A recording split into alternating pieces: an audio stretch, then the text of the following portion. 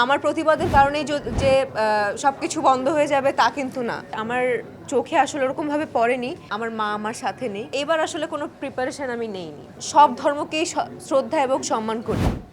পূজার প্রিপারেশন আসলে আমি এইবার আসলে আমার নেওয়ার কোনো চিন্তা ভাবনাই ছিল না, কারণ সবাই জানে যে আমার মা আমার সাথে নেই এবং মা মারা গিয়েছে 6 মাস হতে চলছে। 6 মাসের হ্যাঁ, অলমোস্ট 6 মাস হতে চলছে।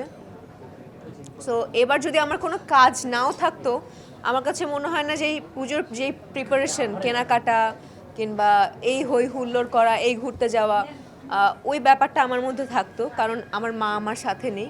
গতবারও আমার মা সাথে ছিল, বিভিন্ন পূজা মণ্ডপে আমার মার হাত ধরে বলি, মার হাত ধরে না, মা আমার হাত ধরে যাচ্ছিল, অ্যাজ লাইক আমি তার মা এবং সে আমার সন্তান। এরকমভাবে আমরা পুরো পূজা মণ্ডপে মূর্তি দেখছিলাম, ঠাকুর দেখছিলাম।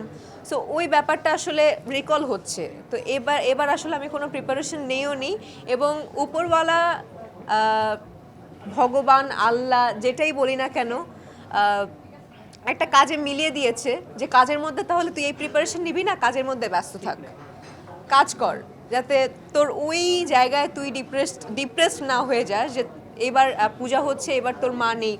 মায়ের জায়গা তো অবশ্যই সবসময় মনে থাকবে, বাট একটু কাজে থাকলে না নিজেকে আসলে কোনোভাবে ব্যস্ত রাখা যায়।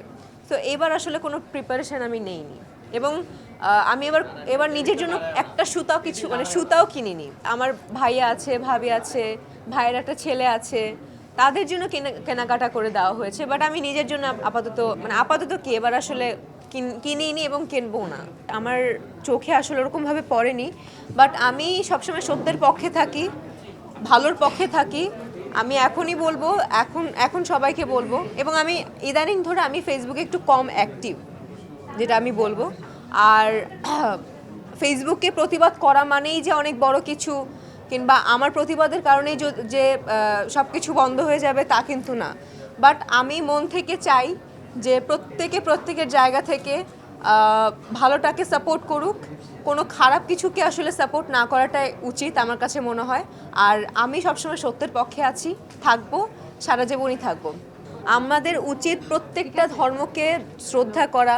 আমি একজন হিন্দু, আমি মুসলিম ধর্মকেও শ্রদ্ধা সম্মান করি, খ্রিস্টান, বৌদ্ধ, সব ধর্মকেই শ্রদ্ধা এবং সম্মান করি, এবং আমার কাছে মনে হয় আপনাদের সবারই সব ধর্মকে শ্রদ্ধা করা উচিত, সম্মান করা উচিত।